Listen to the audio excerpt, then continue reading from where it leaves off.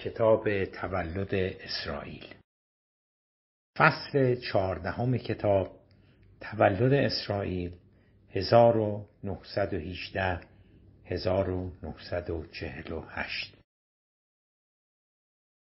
در فصل قبلی با چگونگی پیدایش جریان صهیونیسم آشنا شدیم و دیدیم که هدف اصلی و مهم آنان انتقال یهودی‌های اروپا به فلسطین بود و ایجاد امکانات اقتصادی لازم برای زندگی مهاجرین در فلسطین.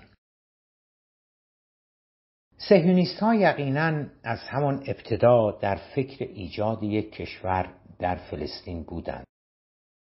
اما نبایستی فراموش کرد که از زمانی که مهاجرت‌ها در 1880 آغاز گردید تا نخستین گردهمایی صهیونیسم در سال 1897 در کشور سوئیس و تشکیل کشور اسرائیل در سال 1948 به ترتیب 17 و 68 سال فاصله است. این درست است که صهیونیست‌ها از همان ابتدا به دنبال ایجاد یک قلمرو، یک منطقه مستقل و ترجیحاً یک کشور مستقل برای خود در فلسطین بودند، اما به هیچ روی این گونه نبود که از همان ابتدا یک طرح و یک نقشه اولیه و دقیقی توسط صهیونیست‌ها تهیه شده بود و آنان فکر ایجاد یک کشور مستقل یهودی در فلسطین را مرحله به مرحله و گام به گام حسب آن نقشه پیاده می کردند. این گونه نبود. در ظرف آن نیم قرن خیلی حوادث و وقایع اتفاق افتادند که بر روی فکر تأسیس یک کشور یهودی در فلسطین تأثیر گذاشتند. برخی از آن رویدادها تأثیرات مثبت و به طبع برخی هم تأثیرات منفی گذاشتند.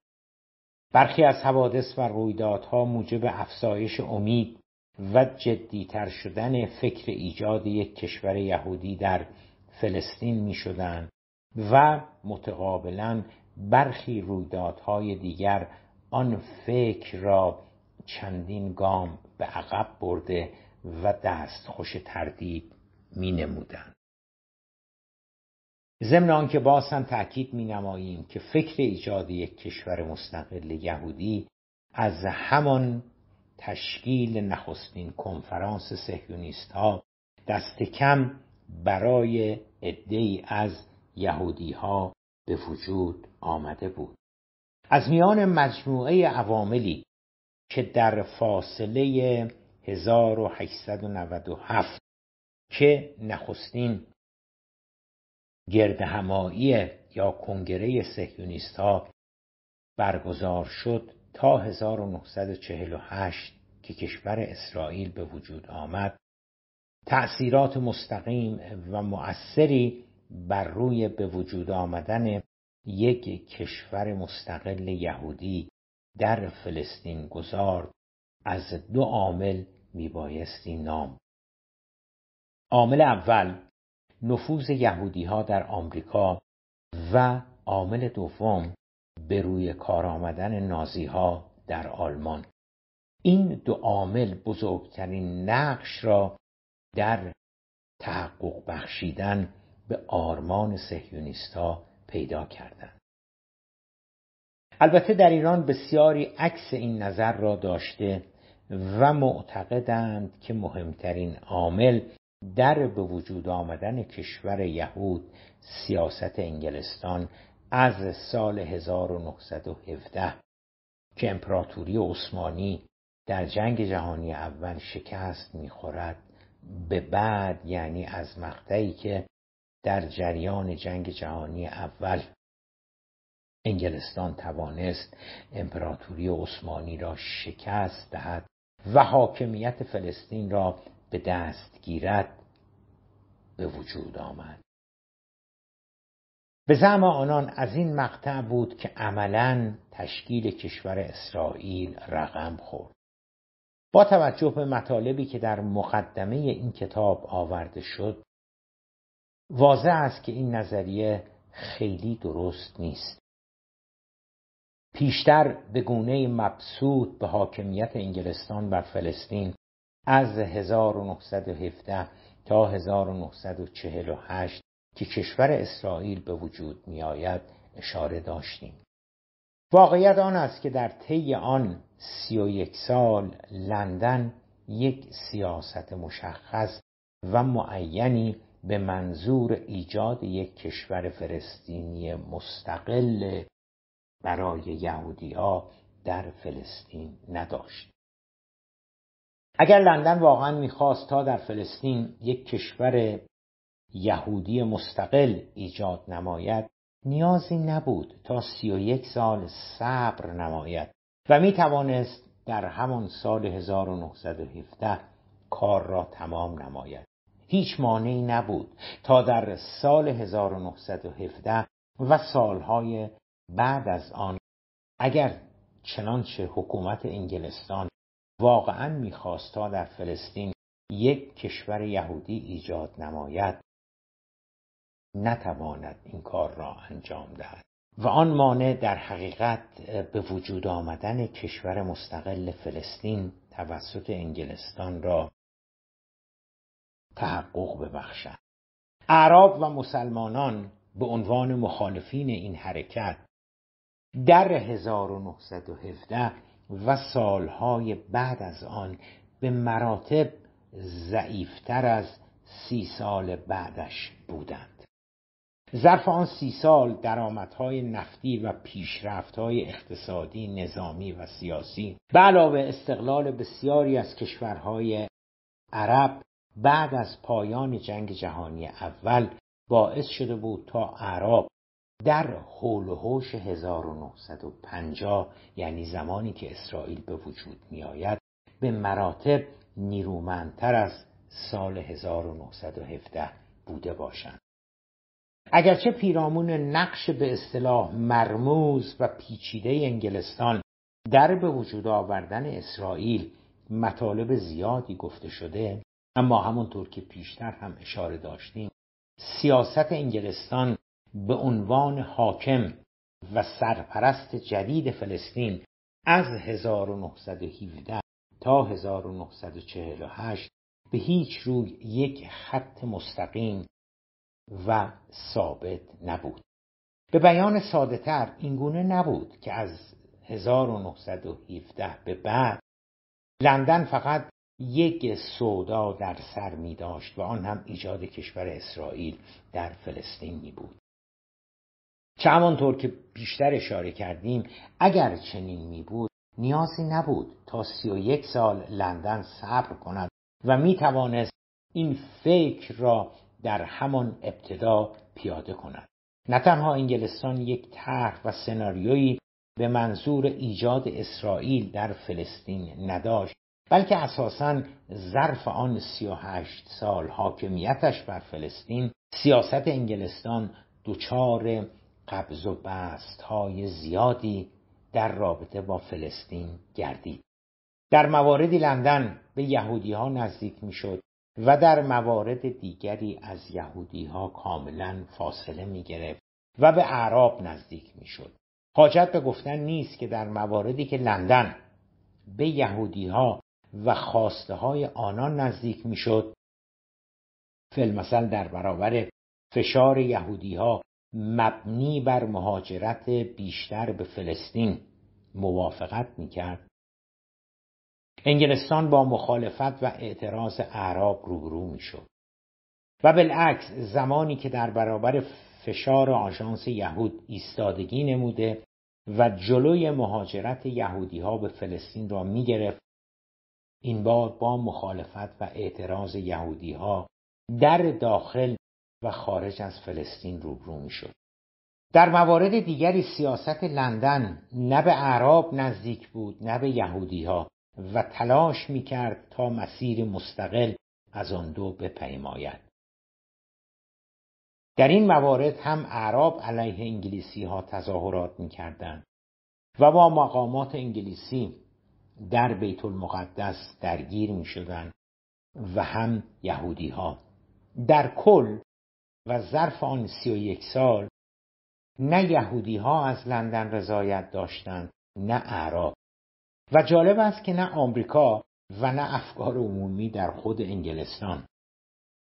یهودی‌ها علیه مقامات انگلیسی علل اغلب در بیت المقدس و مناطق دیگر فلسطین دست به تظاهرات می‌زدند، درگیری ایجاد می‌کردند، بمبگذاری، اعتصاب و دست به ترور مقامات و نظامیان انگلیسی می‌زدند، چون لندن زیر فشار اعراب و در مقاطعی جلوی ورود مهاجرین یهودی از اروپا به فلسطین را می‌گرفت. و یا لندن اعلام می‌کرد که با ایجاد یک کشور مستقل یهودی در فلسطین موافق نیست. برعکس در مواردی که مقامات انگلیسی خیلی با مهاجرت یهودی‌ها به فلسطین همراهی نمی‌کردند و یا لندن رسما در قبال ایجاد یک سرزمین یهودی مستقل در فلسطین موضعی جانبدارانه اتخاذ می‌کرد، این بار نوبت اعراب بود که با اعتصاب، اعتراض، تظاهرات و درگیری مسلحانه با مقامات انگلیسی به مخالفت برخیزند. اما این همه داستان نبود. مشکلات لندن در ارتباط با فلسطین فقط محدود به درگیری‌های منظم با اعراب و یهودی‌ها در فلسطین نمی‌شد. در مرتبه بعدی لندن زیر فشار دیپلماتیک متضادی در بیرون از فلسطین هم قرار داشت. در یک قطب این مخالفت‌ها اعراب قرار داشتند و در قطب دیگر آمریکایی‌ها. هر حرکت لندن در مخالفت با آمدن مهاجرین یا اتخاذ تصمیمات و جهتگیری‌هایی که مغایر با ایجاد یک موطن یهودی در فلسطین میشد، با فشار، مخالفت، انتقاد و اعتراض آمریکایی‌ها که به هر حال متحد و صمیمی‌ترین همپیمان کشور قدرتمند به انگلستان بودند مواجه می‌شد و متقابلاً هر تصمیم، اقدام و سیاست لندن در کاهش فشار و شل کردن جلوگیری از مهاجرت یهودی‌ها به فلسطین و اعمال سیاست‌هایی به نفع آنان با اعتراضات گسترده جهان عرب و رهبران عرب مواجه می‌شد. اما این همه ماجرا نبود. کشته شدن سربازان و مقامات حکومتی انگلستان در فلسطین هم به دست اعراب و هم به دست یهودی‌ها و اساساً آن همه اعتراض و انتقاد به انگلستان و درد و سرهای بیپایانی که لندن به واسطه حضور و قیمومیت یا فرمانرواییش در فلسطین به آن گرفتار شده بود، با اعتراض و نارضایتی روزافزون افکار عمومی در انگلستان مواجه شده بود. مردم، مطبوعات، افکار عمومی، نخبگان فکری و فرهنگی هر روز بیش از پیش مخالف حضور کشورشان در فلسطین بودند. از دید بسیاری از انگلیسی‌ها فلسطین نه نفت داشت، نه گاز داشت و نه برخوردار از هیچ معادن طبیعی و ارزشمندی بود، نه برای نیروی دریایی انگلستان از یک موقعیت و اهمیت استراتژیک برخوردار بود، نه پل ارتباطی میان شرق و غرب یا شمال و جنوب به شمار میرفت، نه خاک و موقعیت آن کشور در جوار خاک و همسایگی کشور مهم دیگری بود و نه هیچ نفع استراتژیک و غیر استراتژیک دیگری برای لندن داشت. بنابراین جدای از دردسرها و درگیری‌های پایان ناپذیر با اعراب و یهودی‌ها هزینه به نسبت بالای نگهداری ارتش و اداره فلسطین 500,000 نفری، افکار عمومی هم علیه تداوم حضور انگلستان در فلسطین بود. در این حال و با توجه به جایگاه انگلستان در عرصه بین الملل، لندن نمی توانست اعلام کند که همین فردا از فلسطین خارج می شود و هر چه می خواهد بشود و بریتانیا دیگر مسئولیتی در قبال فلسطین ندارد. یک حد اقلی از توافق، برنامه‌ریزی و انتظام و انسجام امور به کمک قدرت‌های مهم دیگر میبایستی به وجود می آمد و آنگاه لندن فلسطین را ترک میکرد. حتی برای مناطق بی اهمیت‌تر در آفریقا، آسیا، آمریکای لاتین یا هر کجای دیگری در دنیا، لندن یا قدرت‌های دیگر اروپایی یک مقدمات و برنامه ریزی هایی میبایستی میکردند و سپس از آنجا خارج میشدند. مشکل اساسی برای لندن هم دقیقاً همین بود که آن مقدمات، تدارکات و برنامه ریزی ها را چگونه میبایستی از ساختمان وزارت خارجه انگلستان در لندن به خیابان و شهرهای فلسطین و میان دو گروه به شدت متخاصم عرب و یهودی در فلسطین منتقل نمود. آن دو گروه متخاصم که چیزی کمتر از حذف کامل طرف دیگر را نمیپذیرفتند. در طی آن 31 سال مقامات لندن بارها و بارها کمیته هایی را تشکیل دادند تا یک راه حلی برای آن مناقشه پیدا کنند. کمیته ها یا گروه های حقیقتیاب بعضاً زیر نظر وزارت خارجه تشکیل می شدند. بعضاً زیر نظر پارلمان و بعضاً زیر نظر دولت وقت. بارها و بارها به اعلامیه بلفور که در سال 1917 صادر شده بود مراجعه می شد که آیا بر اساس آن بریتانیا متعهد شده بوده تا با ایجاد یک کشور مستقل یهودی در فلسطین موافقت نماید یا خیر، یا آنکه بریتانیا صرفاً موافقت کرده تا یهودی‌ها در کنار سایر ساکنین فلسطین بتوانند صرفاً در آنجا زندگی کنند و نه اینکه از خود کشوری داشته باشند. هیچ یک از فرمول‌ها و راه حل‌هایی که آن کمیته‌ها نهایتاً به مقامات لندن پیشنهاد می‌کردند در عمل راه به جایی نمی‌بردند و نبردند. از سوی دیگر شرایط در فلسطین به سرعت در حال تغییر بود. وضعیت سیاسی، اجتماعی و اقتصادی آن منظماً در حال فاصله گرفتن و دور شدن از فلسطین آرام و بی درد و سری بود که انگلستان در سال 1917 زمام امور آن را به دست می‌گیرد. پیشنهادها و راه حل‌های کمیته‌های حقیقتیاب و مقامات ارشد بریتانیا اگر چنانچه در جهت ایجاد یک کشور مستقل می‌بودند، همانطور که گفتیم با مخالفت و اعتراض اعراب روبرو شده و عملاً غیر قابل اجرا و متقابلاً اگر منجر به ایجاد یک موطن یهودی در فلسطین نمی‌شد، با مخالفت یهودی‌ها و اعتراض آنان روبرو شده و باز غیر قابل اجرا می‌ماند. ضمن آنکه جملگی هم توصیه می‌کردند که بریتانیا میبایستی هرچه زودتر از فلسطین خارج شود. آنچه نهایتاً به آن وضع مبهم و پیچیده پایان بخشید، شروع جنگ جهانی دوم در سال 1939 بود. البته قریب به یک دهه قبل از آن و از اواخر دهه 1920 و اوائل دهه 1930 که قدرت نازی‌ها به عنوان یک جریان سیاسی منظم رو به صعود گذارده بود، آثار و تبعات آن وارد زندگی یهودی‌ها و به تبع مهاجرت آنان از اروپا به آمریکا و مناطق دیگر از جمله فلسطین شده بود.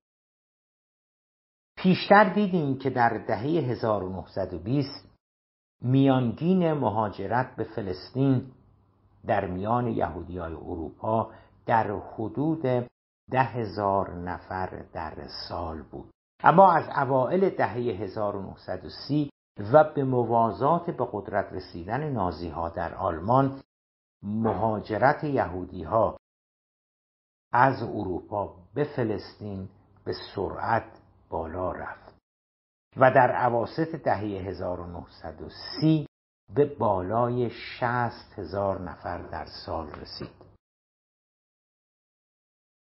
نزدیک به 62,000 نفر که اکثراً یهودی‌های ساکن آلمان، لهستان، مجارستان و اوکراین بودند، در سال 1935 به تنهایی توانستند خود را به فلسطین برسانند. به طبع افزایش مهاجرت در آن ابعاد، آن هم در فلسطینی که کل جمعیت آن در حدود 500,000 نفر میشد، با واکنش شدید اعراب مواجه شد. در همان سال 1935 3 واقعه اتفاق افتادند که اگرچه حسب ظاهر ارتباطی با یکدیگر نداشتند، اما این 3 رویداد در حقیقت به گونه‌ای سمبولیک عناصر بنیادی به وجود آمدن تاریخ جدید فلسطین شدند. در ابتدای 1935 نازی‌ها به رهبری آدولف هیتلر که توانسته بودند دولت را در آلمان به دست بگیرند، قانونی را از مجلس آلمان گذراندند که بر اساس آن هر آلمانی که پدر یا مادر یا حتی یکی از پدر و مادر بزرگهای پدری یا مادری او یهودی بودند، تابعیت کشور آلمان را از دست می‌داد. تبعات اجتماعی و مدنی این قانون گسترده و عمیق بود. اگر فی‌المثل یک یهودی کارمند دولت می بود، دستگاه مربوطه میبایستی به استخدام وی خاتمه میداد. اگر در بخش خصوصی شاغل بود، شرکت یا کارفرما میبایستی به خدمات وی پایان میداد. اگر در بخش تعلیم و تربیت یا بهداشت، شهرداری، حمل و نقل، خدمات عمومی و به هر حال در هر بخشی اعم از دولتی یا خصوصی اشتغال می داشت، می بایستی از کار کنار گذارده می شد. اگر بانکدار، اگر کارخانه‌دار، سهامدار بانک و شرکت‌های مالی و غیره می بود، سرمایه و سهام وی به نفع دولت آلمان مصادره می شد. درست مثل بهائی‌ها، طاغوتی‌ها و ضد انقلابیون فراری که دولت اموال آنان را بعد از انقلاب اسلامی مصادره و تصاحب کرد.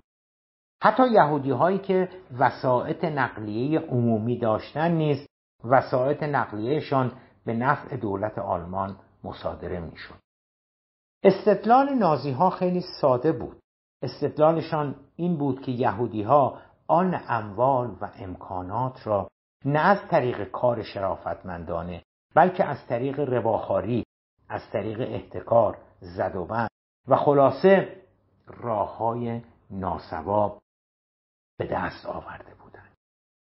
بنابراین دولت آلمان به عنوان وظیفه از جانب ملت آلمان موظف بود تا با گرفتن اموال و دارایی‌های یهودی‌ها که از طریق ناصواب و استثمار زحمتکشان و مردم نجیب و درستکار آلمان به دست آمده بود، حق را به حقدار برساند.